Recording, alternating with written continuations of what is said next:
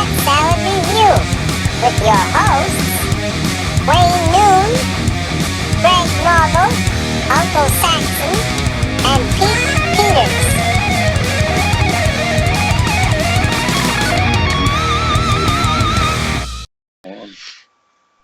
All right. So I guess let's just start the show.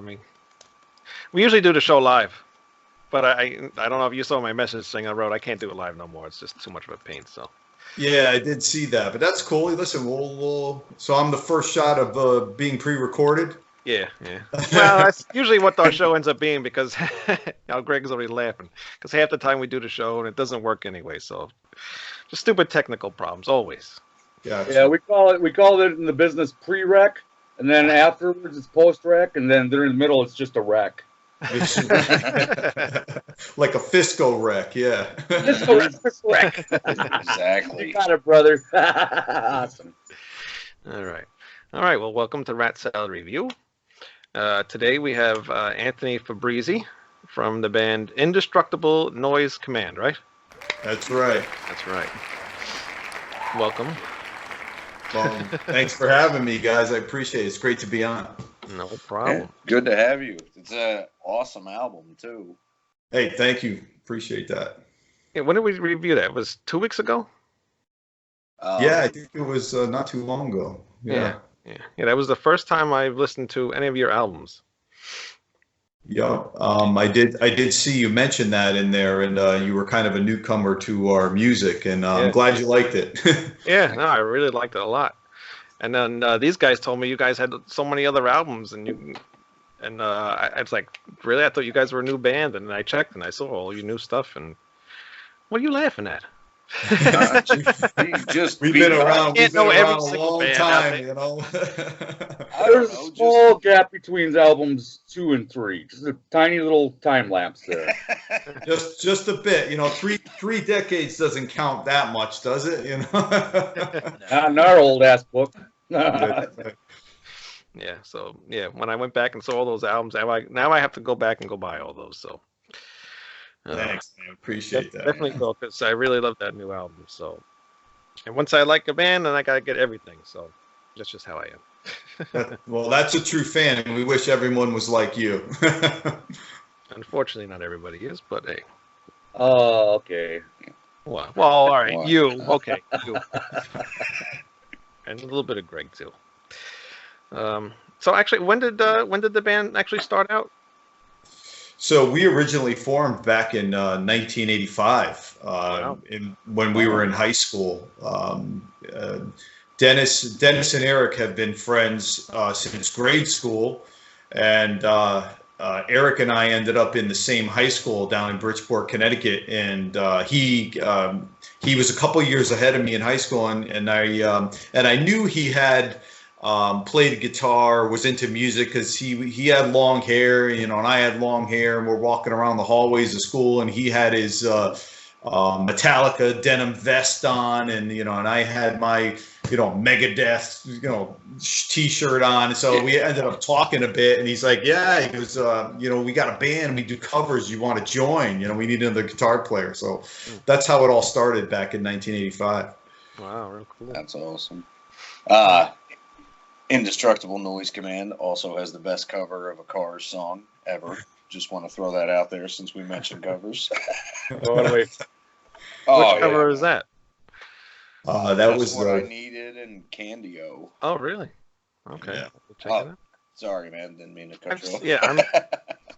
No worries. That was that was on our second album, The Visitor, and we kind of did that as just to have fun with it. Obviously, we didn't do, true homage to that song the way it was originally written by the Cars, but, we were a young bunch of crazy teenagers and remember, we grew up in the 70s. So, you know, even though early Black Sabbath and Led Zeppelin and, you know, early Judas Priest, Scorpions were all big influences in our upon us, and many of the reasons why we picked up instruments and wanted to be in a band.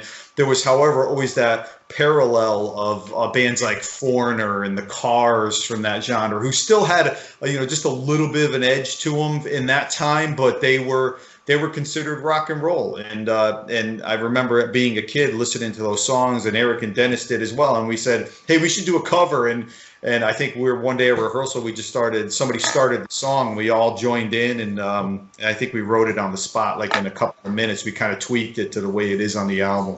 So.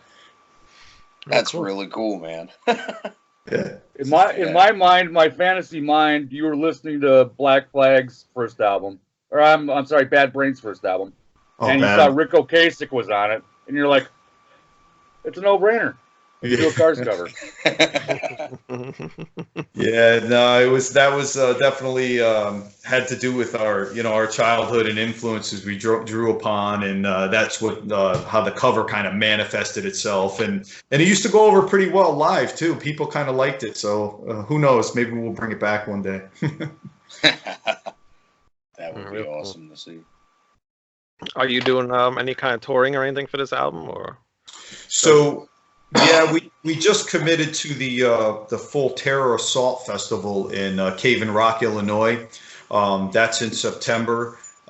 So we just committed to that. They announced us on that show. We are gonna tie in some dates, probably before and after that festival. One being here in our home state of Connecticut, which we haven't played in a while, and hopefully in the a little bit on the East Coast area, and as we head out to Illinois. Really cool. Are you coming to New York at all?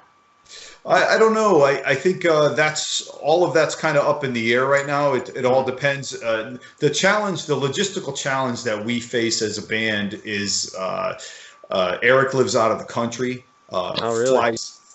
He flies in for gigs. Kyle recently moved to Colorado, so we're kind of have a little bit of a separation between us now, and some challenges to overcome. But when we get gig offers, we band together. They fly in. We do a couple rehearsals, then we head out and do shows. So it's all a matter of what's presented before us, and we try to make it work. Wow, real cool. How did you guys record the album? Did you like get into a room or a studio together, or do you send files online? And yeah, exactly. The latter. So we, going back to 2010's Heaven Sent Hellbound, Eric was already living out of the country and has been for quite a number of years now. And so he started recording in his home studio. He would email the file over to Dennis and myself. We would give it a listen and start to learn it. We'd make the appropriate changes we feel it needs. We send it back and forth until we have a refined song. Then we'd work on some lyrics. So the last 3 albums, actually, in fact, Heaven Sent Hellbound, Black Hearse Serenade, and this one being Terrible Things, were all written and recorded through the internet. Oh, wow. Well, I say recorded. We recorded in the studio, actually, but it was written through the internet, and then ultimately we converged on a studio and laid down our individual parts. Oh, nice. It came together really, really, really good. Right. Thank you for that. Yeah. Yeah, it did. And you guys financed this whole album and everything by yourselves, right? We did. You know, we had a record label, but both for Heaven Sent Hellbound and Black Hearse Serenade.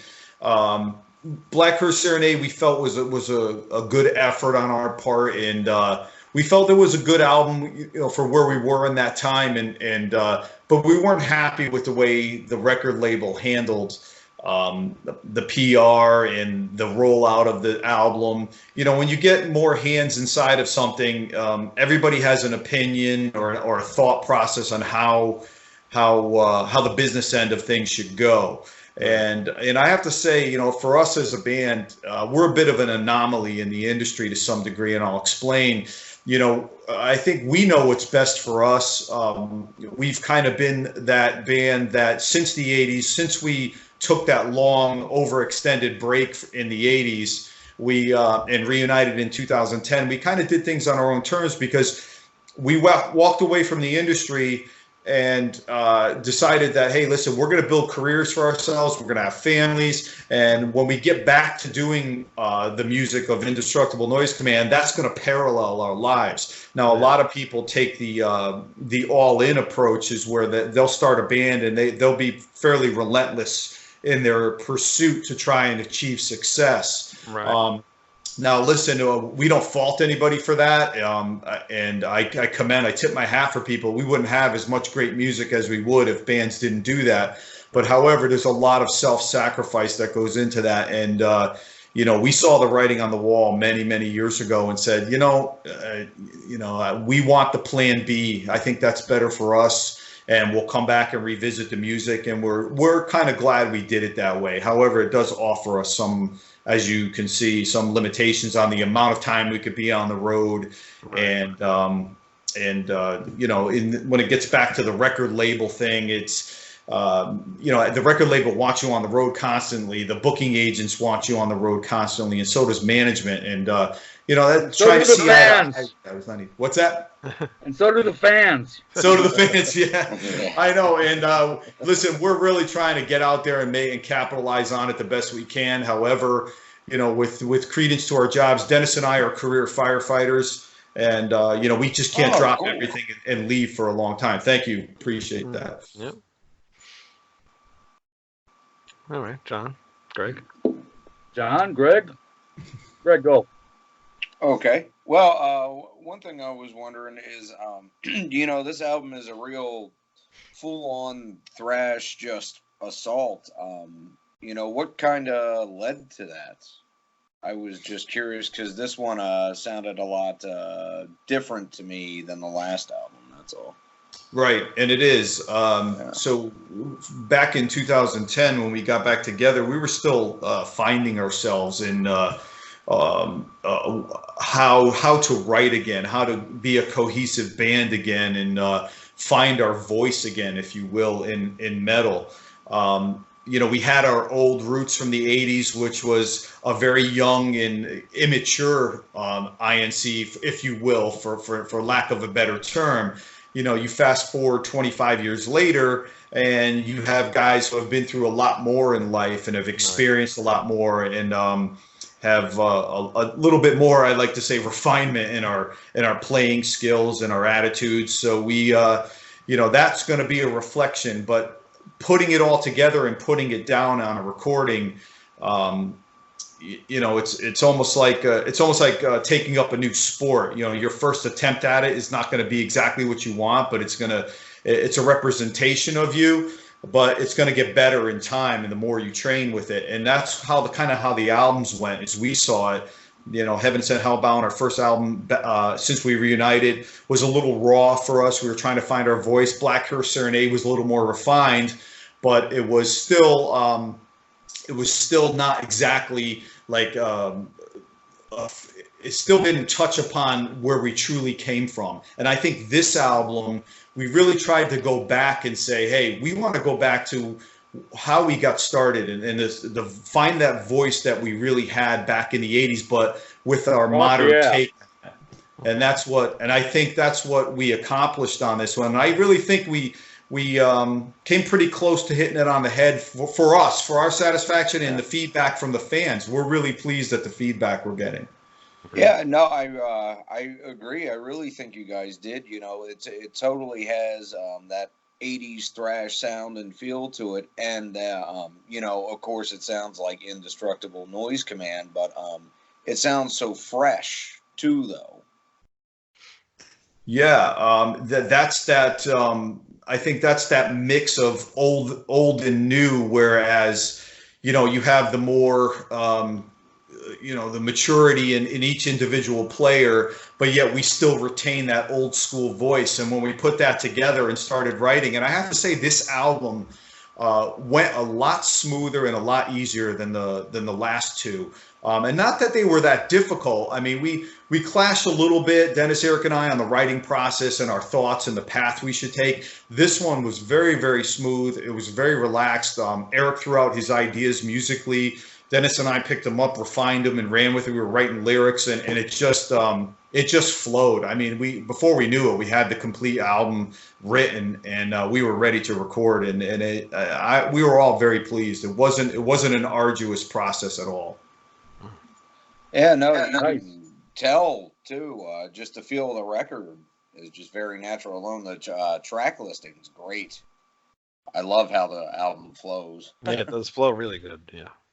Excellent. Great. Glad to hear that. I mean, and those are all the things you're touching on that, behind the scenes when you're going through that writing process and the endless discussions we have, man, because we toil over that on our end. Like, which songs are we going to put first? And there was extra tracks that didn't make it to the record, and to cut those tracks and leave them aside, you question yourself, hey, how's the overall product going to sound when it's all put together, and are we making the right moves? But I think you just follow your heart, for yourself. If you do it first and foremost for yourself and the band, I think the fans kind of accept that and understand where you're going with it. And I think that's it's a true representation of us. It's a true representation of where we came from, and we had a strong feeling just from the fan feedback we've been getting through our social media, is that this is what they wanted. They're like, hey, we missed the old school I.N.C, and I think that's what kind of drove us in that direction to say, yeah, let's just strip it down and be who we are. Let's not try to appease any current trends or anything of that nature. We are who we are. Here it is, and take it or leave it. And I think it was the right time to do that. Yeah, definitely a good choice. Yep. Definitely, yeah, and that's what it sounds like too. It's just Razorback, but evolved. Yeah. Nice. Another thing I really loved about this record is I love how Dennis's voice sounds on it. I love his vocal style now. Yeah. Kind of to touch on what you were saying, how it matured over the years, I guess. Yeah, he was really, again, when we talk about trying to find your voice literally with Dennis, back in 2010, I said, we did Heaven Sent Hellbound, and then when we were recording Blackhurst, I'm like, sing more. I said, your sweet spot is when you actually sing back like you did in the old school albums. And then finally, when we were getting ready to record Terrible Things, I'm like, just go back to the late 80s, man, and sing like you did then. I go, because that's what the people want to hear, and that's your happy place. You're dead on there. I go, that's where you really deliver. And I said, and I think the music is dictating that this time around for you to get back to that old school I.N.C open voice power and those screams that he had that, to this day, when I listen to some of that old stuff and he hits those high pitched screams, I'm like, that's it. That's the Dennis Gergely we want. And I think he finally found his place back there. I call it the happy, angry voice. Yeah. Because it's angry, but he seems happy about it. Yeah. He's right at home. Right at home being angry, I should say. We tease him all the time. And the riffs is the other thing I just love about this record. The guitar work is great. Oh, thank you. Yeah. I know Eric worked really hard on the music portion of it, and he and I, did a lot of collaboration via Skype, and we had a lot of Skype jams, and it's really, I think it really represents that like you said, the old school. It still has that flavorful and tasty harmony, but yet that still hard driving thrashy edge to it, all blended in, and with some catchy hooks to the choruses, and I think it makes for a nice combination, made for a decent record.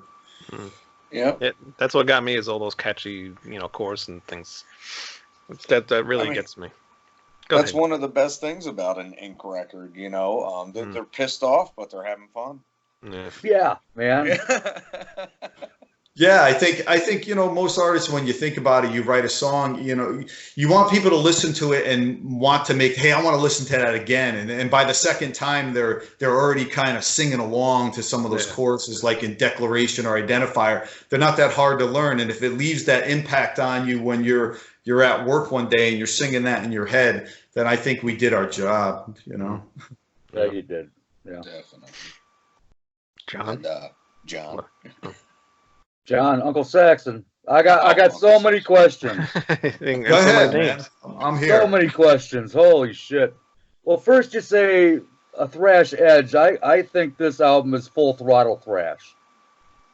I don't hear a thrash edge, because we've had some other bands on that have had a thrash edge, and those are the cool songs on the album. This is full throttle thrash, man.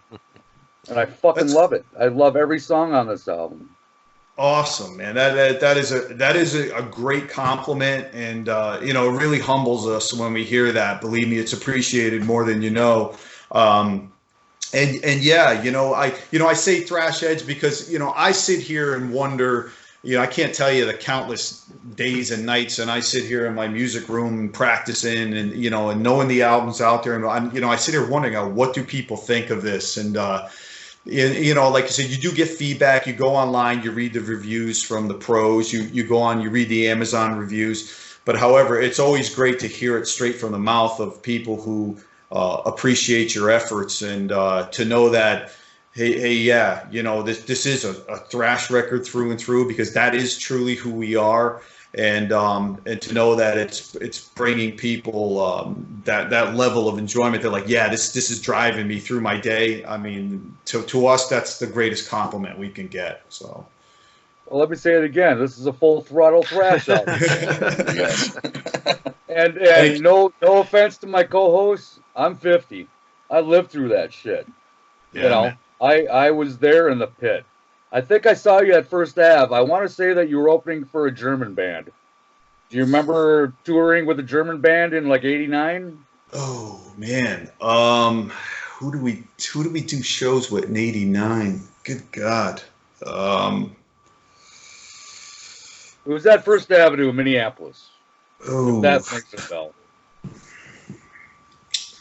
That's, my memory's fading me now. Yeah, me too. That's why I'm asking you. Yeah, it's been a while. I apologize, man.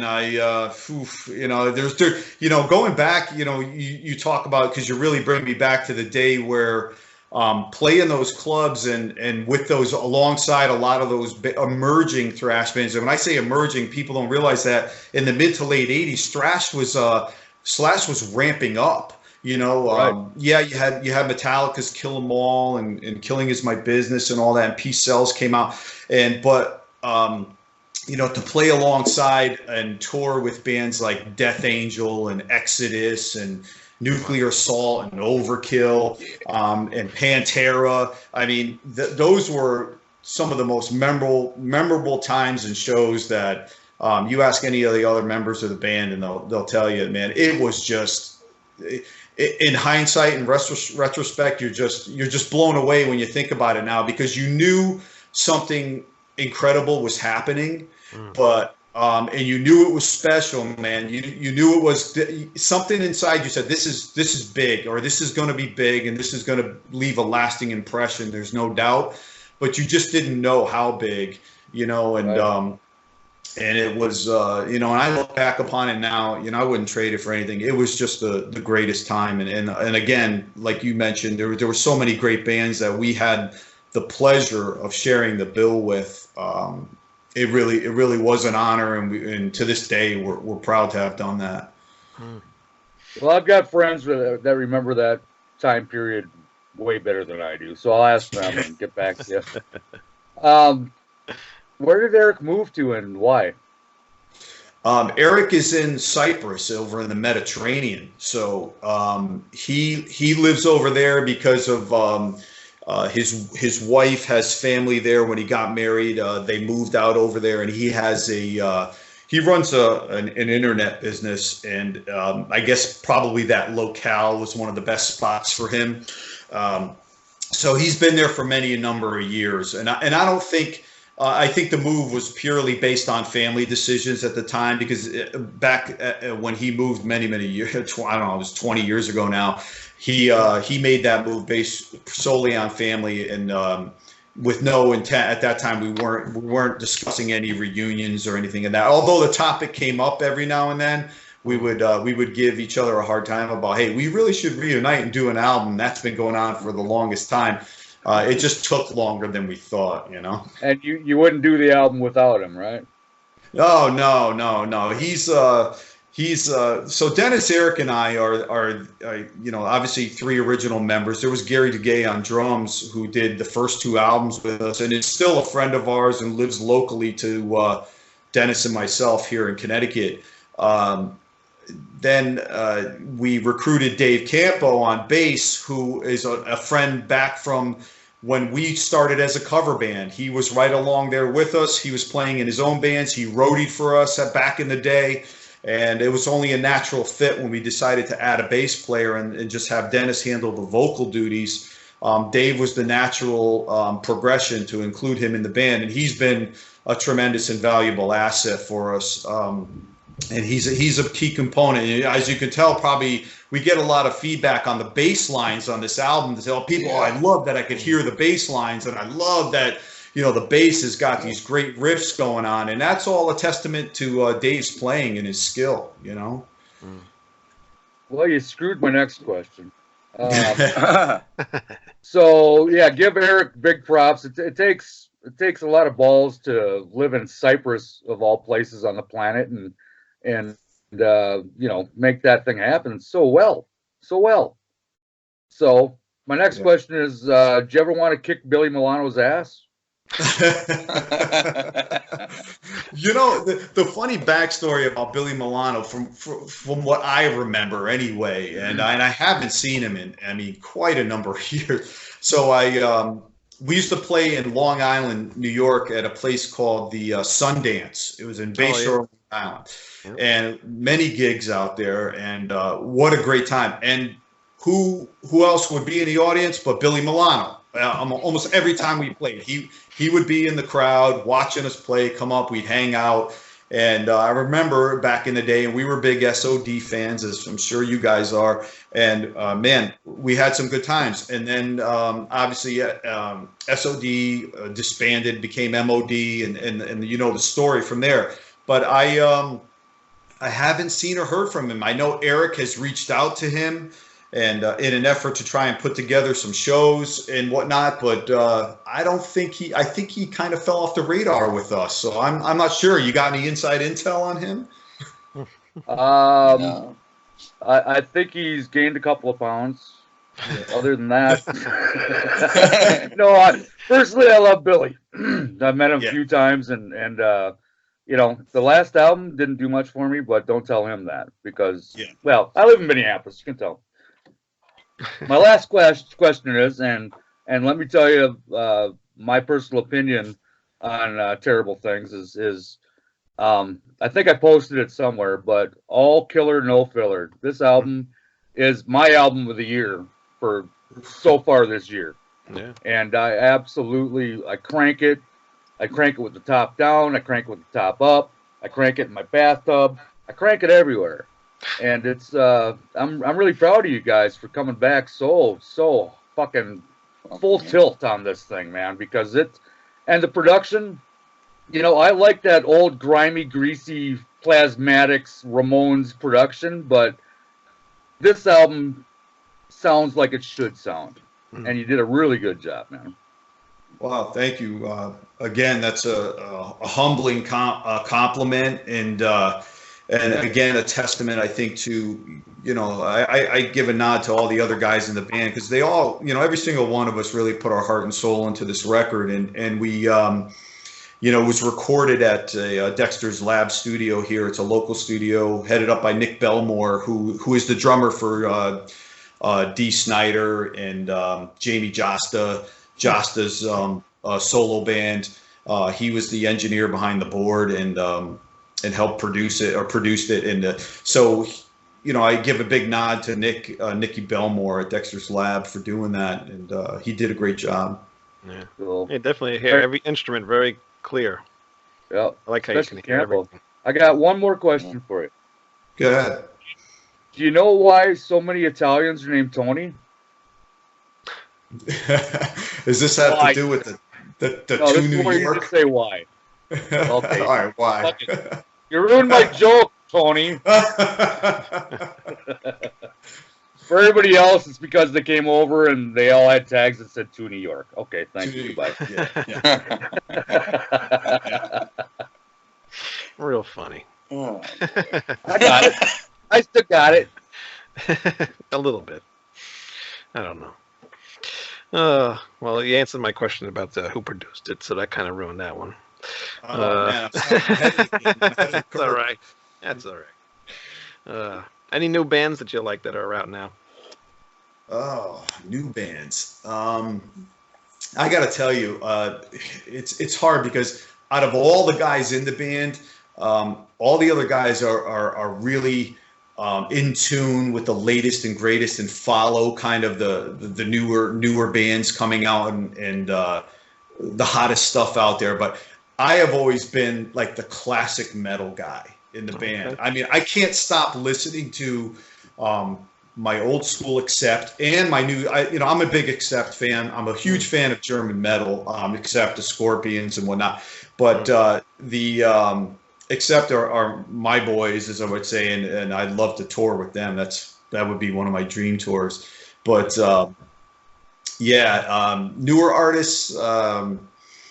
Man, you know what I've been trying to get into lately, and I don't know what your guys thought on this, but somebody gave me or told me, hey, check out Ghost, and I so he's got the shirt on. That's awesome. So I got to tell you, because I had only seen Ghost in photos and never heard their music up until about like 6 months ago, and I said, all right, and I had this. Probably I had this mental image of, because of what I saw, that I figured that what their music would be.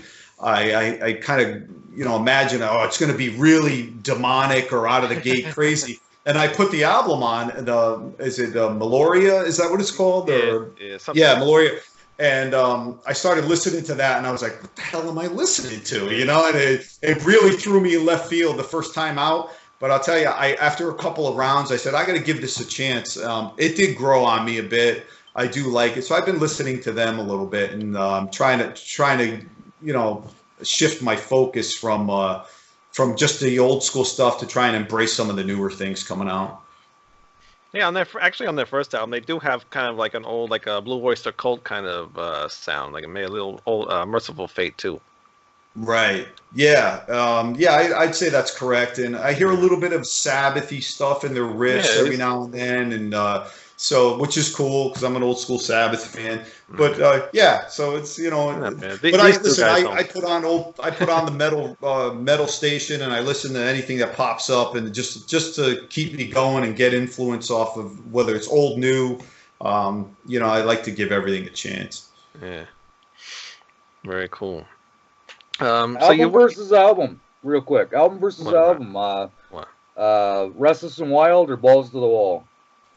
For me, it's Balls to the Wall. Right. I have to tell you, that album.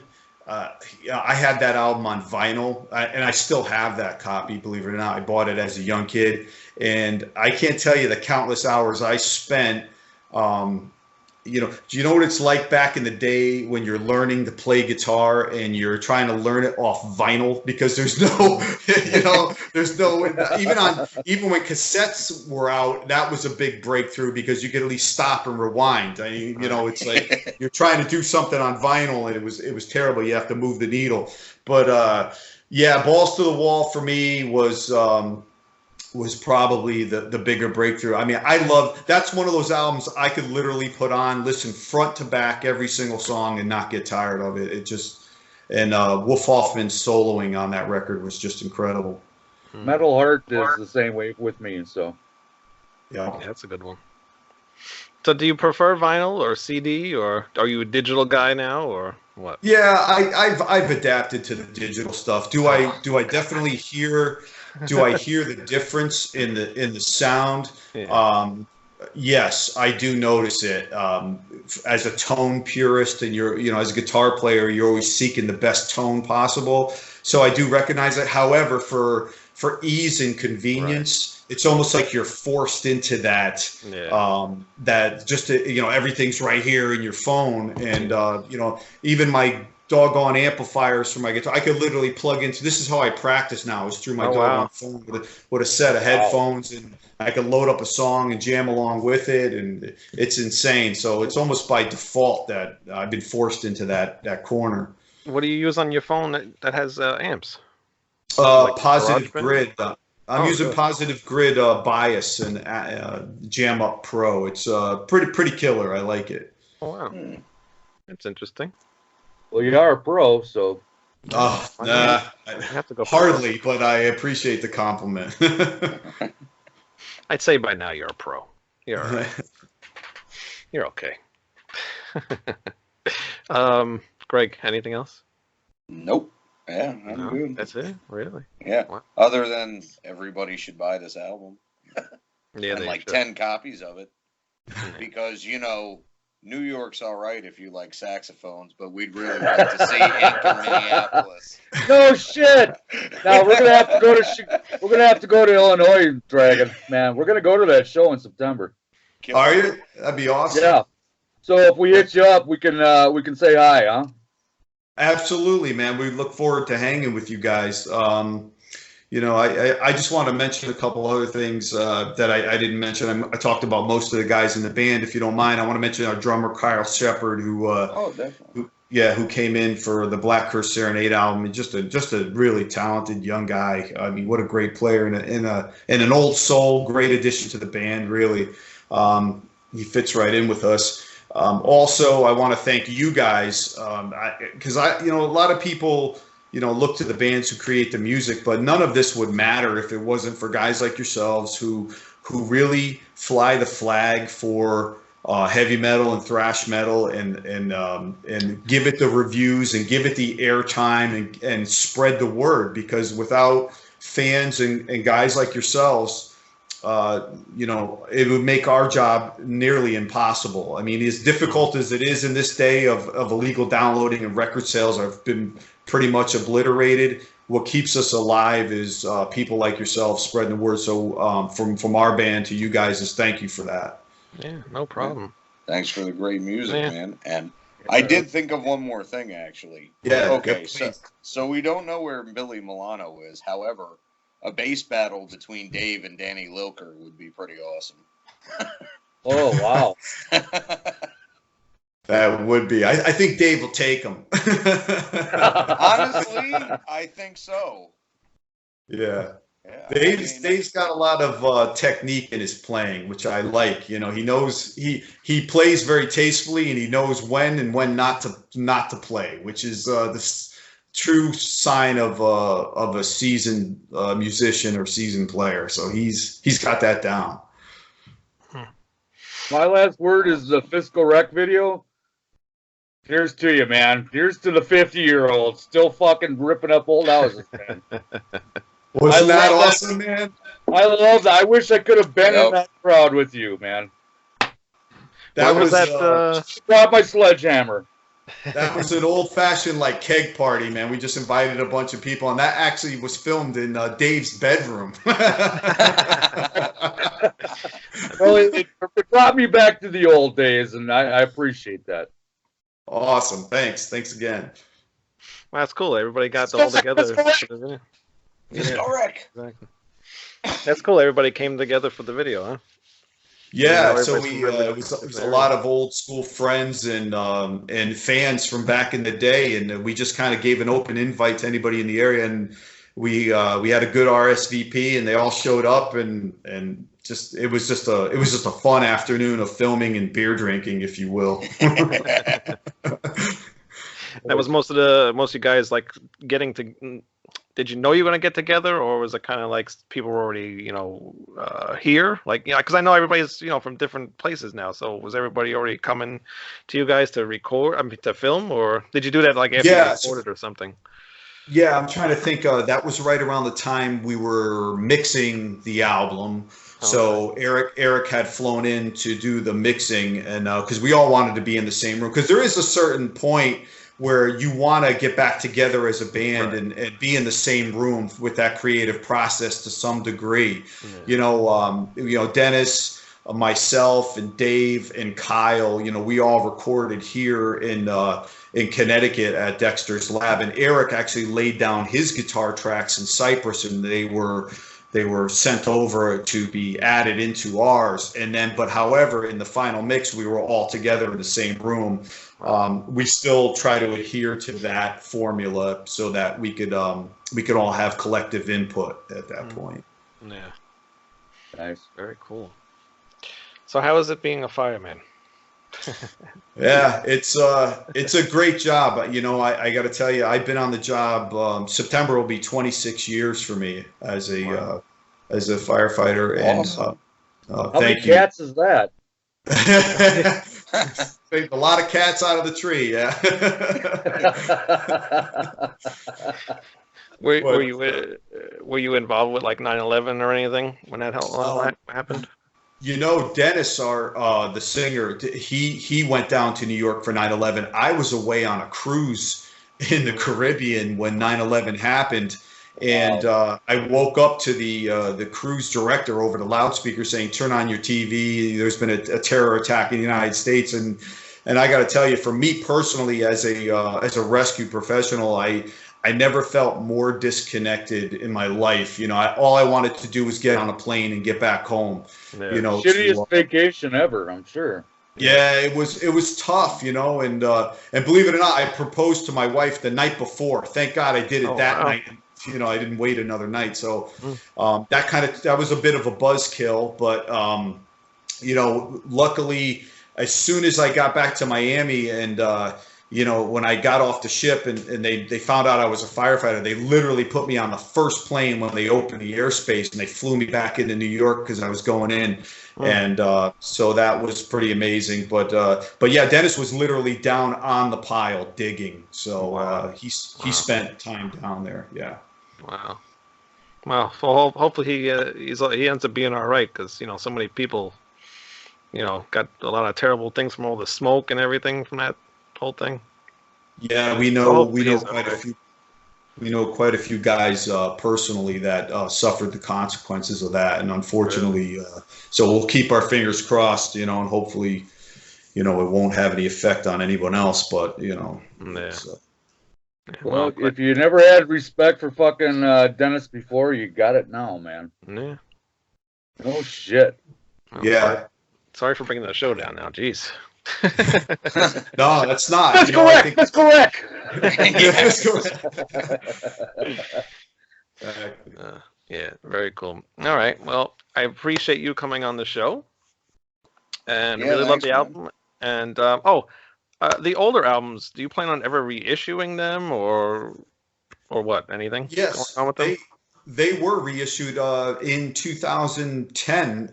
So Dark Symphonies, I think it is, did the remaster and reissue of Razorback and The Visitor. So those are available. I believe it's darksymphonies.com. You can find those. Okay. All right. Cool. Why the fuck would you remaster that? It was perfect the way it was. Well, I think the only thing he did was I think he kind of they may have the remastering was very minor. It's nothing noticeable that you're going to put it on and go, they kind of made it too bright. It's not. They actually did it justice, and I think you guys, if you listen to one of the remasters, you won't be disappointed. We did convey that to him. Like, look, the purity of the original discs I think are part of the magic, so don't mess with it to that degree. And the guy was like, "No, we're not going to do that. We just want to maybe brighten up a couple of things." I was like, "Let me hear." So we gave it a listen. We didn't see anything wrong with it, and we haven't heard any negativity on that. So me and Dragon still got the original vinyl, so we're going to stick with that. Yeah, awesome. Yeah. Yeah. It was reissued on vinyl as well. So on limited edition colored vinyl, and so there's a bunch of stuff out there. Let me think about that now. Is the new one on vinyl too? The new album on vinyl too? Not as of yet. Okay. Not yet, but I think we may at some point consider that. We'll see how the sales go, and if the band dictates that, we'll consider it. All right. Make it available in like a 500 run limited edition for just the Illinois show. So me and Dragon, he'll buy 250, I'll buy 250. Yeah. We'll stock up. I wish everybody was as dedicated as you guys. We'd be in a much better place. I think there's more dedicated fans than you know, man. That's good to hear. It always is. You know, and we're always really surprised that every show we get out to. We did a show in New York City at St. Vitus, and I remember getting off stage, and a guy walks up to me with the Razorback on cassette and like sticks it right in my face and says, "This cassette means I can't tell you how much this," and with his heavy Spanish or Latin American accent, South American accent, "I can't tell you how much this means to me. I came from South America and I see you guys play," and I was just speechless. I got to tell you, all the guys were like, "You got to be kidding me!" And the guy's like, "No," he goes, "I've had this since I was a teenager," and we're always just blown away by how far-reaching our music has become, because we were just a group of like nutty teenagers, recording music that made us happy. And the fact that it had this lasting impact, and there's people out there still who to this day covet that sound and that music is incredibly humbling, and we're so appreciative for it. They just gave me shivers, man. Yeah. It's good stuff. Real cool. Well, I can't wait to get the old albums and really go through your discography, because I really like the new album, and I'm gonna like everything else. Great. Thanks so much. And, No and if problem. you guys do make it out to the Illinois show, man, we're going to hang and have a good time. Awesome. We'll be there. That sounds like an invitation. Sounds good. All right. Thank you very much for Anthony coming on and go buy his new album. Do you have a website? Yes. So we try to look us up on Facebook, facebook.com/INC metal. We do post all of our band news on there. We also have a website, incband.com. That's also in the process of being updated. And there is a worldwide Friends of Indestructible Noise Command page. You could find that link off of the I.N.C. Facebook page. So please join both Facebook pages and follow us. And we'll be posting any tour dates, any video updates, or any band news on those social media sites, and we'll keep everybody informed. Awesome. I've been pimping your shit for weeks now, and it's all over my personal page. I think you actually might have said hi at one point, so I'm gonna keep doing that, man, because this is the album of 2019 so far. Yeah, I think so too. Wow. Yep, me too. Thank you again. That's a humbling and generous compliment. And it's, believe me, on behalf of all the guys in the band, we do appreciate that. Yeah, no problem. We mean it, Killer. right? Can't wait to see ya. Oh, Right. yeah. And we will post, whenever I see you guys post stuff, I will post it on our Facebook and our Twitter and all the other stuff that we have. So people will definitely know what you guys got going on. That's awesome. All right. Thank you. Thank you again. Excellent. No problem. Hey, do you go by Tony or Anthony now? Hey, listen, either one, because ever since I was a kid, it's like my family. It was Anthony. My friends were Tony, and to this day, I got one guy on the left calling me Anthony, the other guy's calling me Tony. So whatever you guys are good with, I'm all right. I'm gonna call you Ant. Ant, that's good. That's what Dennis and Eric call me. Ant. Ant, go get your guitar. Come on, we got to rehearse. Nice. Very cool. Well, good luck on the album, and Thanks, good luck on Tony. your tour and your shows. And Thanks, guys. Thank you Thanks again. for having me on the show. It's much appreciated. Yep, no problem. See ya, Have a Ant. good night. Yeah. Have a good night, man. See you. You too. Bye. All right, very cool. Good album, right?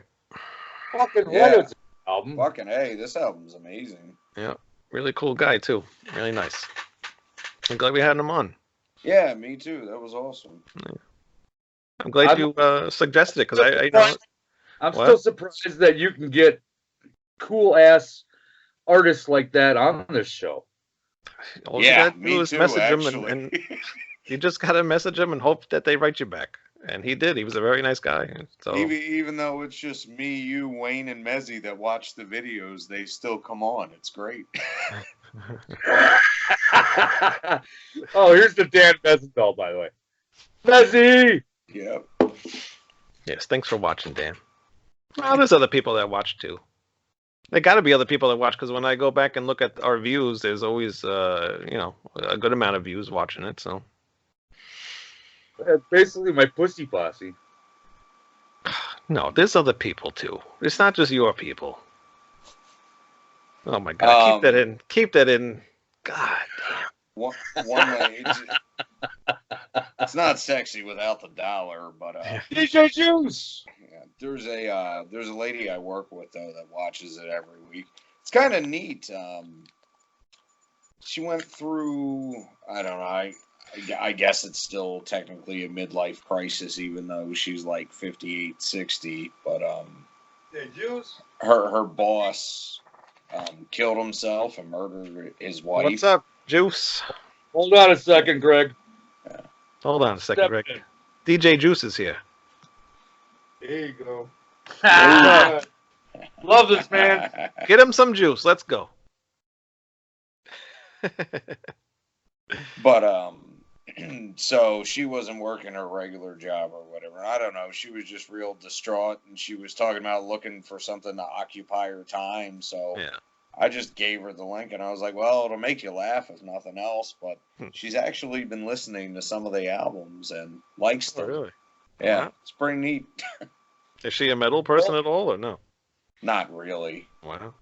What, John? I think her favorite band's like Poco or some shit like that. What the hell's that? Steve Lukather. Right? Yeah. Yep. Okay, Yeah. I was just guessing, man. That was a total guess. Yeah. Woo! Dude, Lukather was in like all those bands. That was why it was an easy guess. Yeah. He was like the soft rock guitar guy. Thank you, my brother. No problem. No problem. There's too much on this. It was almost at the end. I had to shake it I'm up. just kidding, Oh, man. he's gonna have to go out.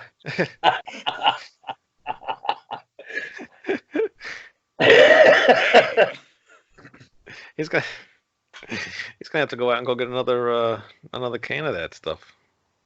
Can, whatever. I don't know what I'm saying. Oh, only fresh squeezed Container. Johnny's.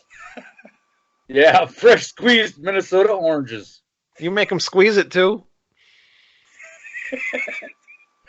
Don't just say, "Go get me another container of orange juice." Now you make them go buy oranges and squeeze them. That's funny. You call it a container. That's terrible. Well, what else is it called? I called it a can 2 seconds ago. So what? A bottle? What? What do they call it in Minneapolis? Oh wow, you remembered our name. Thank you very much. I'm very humbled by that remembrance of our. How would I forget? What do they we call call it? We call it a box of juice. A box of juice. It's like a box of wine. It's stupid. Oh man. All right. You wanted since we didn't. What's that? A foot?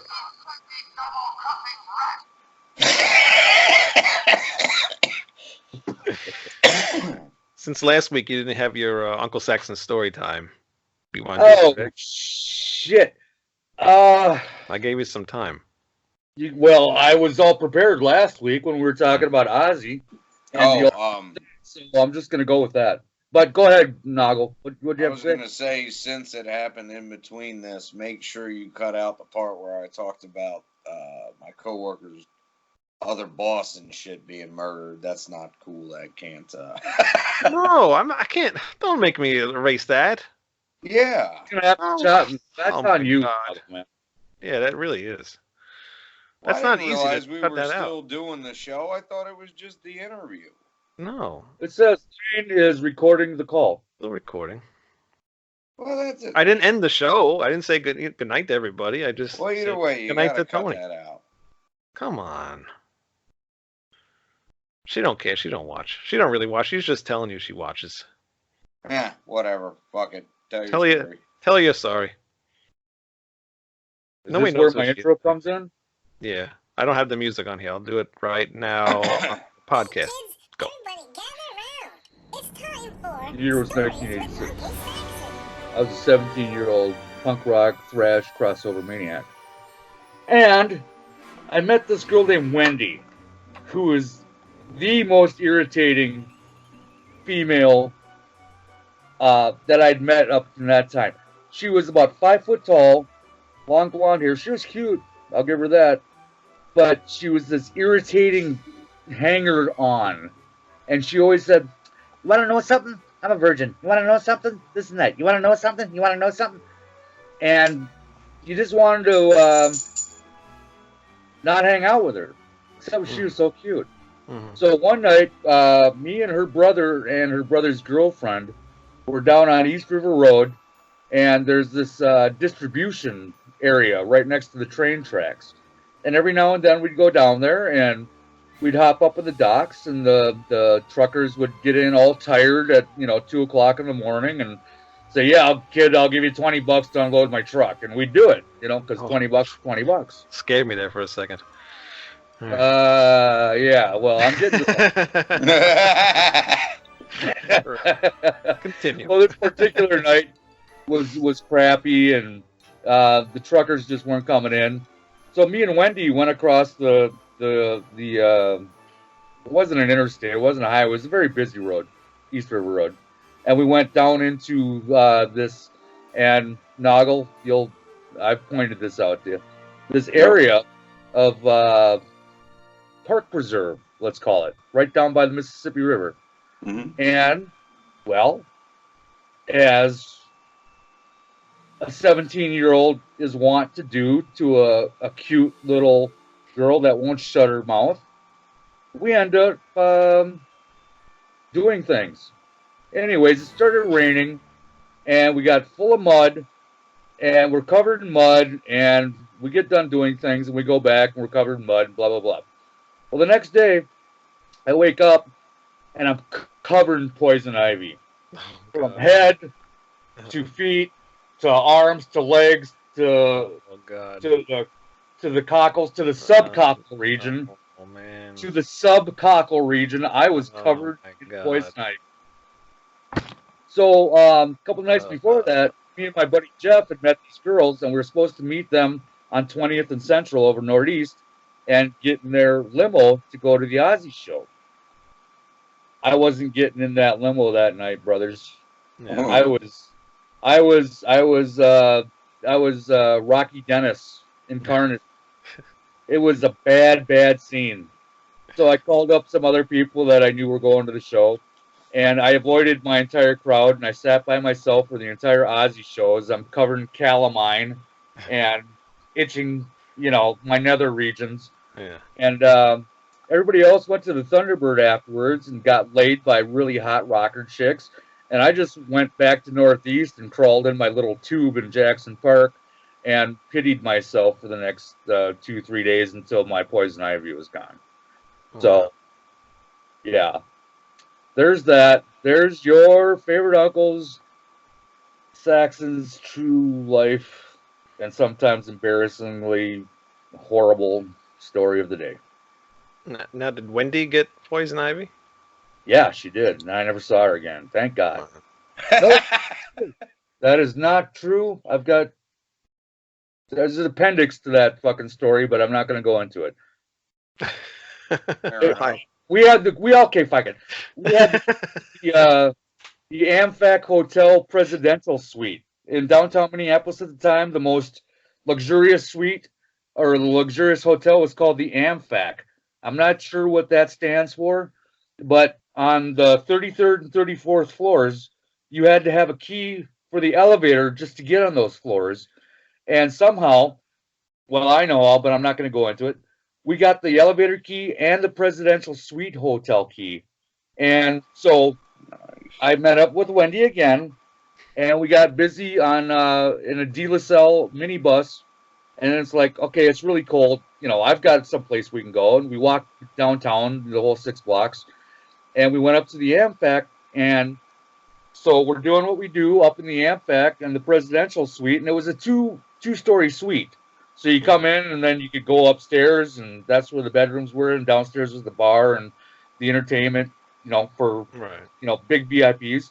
Yeah. So we're up there, and it's like, okay, I'm setting the alarm clock for 5 o'clock because we got to get out of here before any maids come or anybody comes and finds us out, because that was kind of our standard. Hey, if you use the AmFac, you got to be out by 5 because the housekeepers come in and do what they do.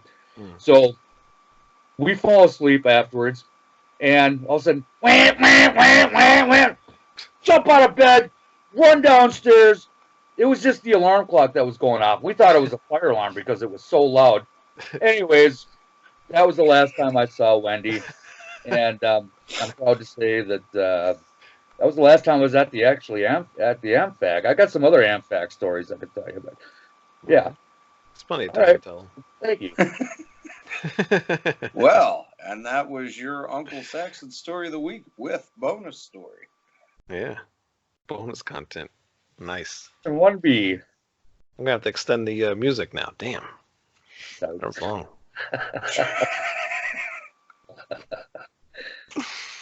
All right. Anything else? Oh, Greg, do you want to talk about we were going to talk about it last week, but we didn't. The Tony Martin thing, the Black Sabbath thing. No. I don't even want to get into that right now. All right. Well, I gotta get up at 5. Fuck you too, then. Good night, everybody. We know Wayne's wearing Ghost, and Dragon's wearing Beavis and Butthead, and I'm wearing the almighty charged GBH. Never heard of it.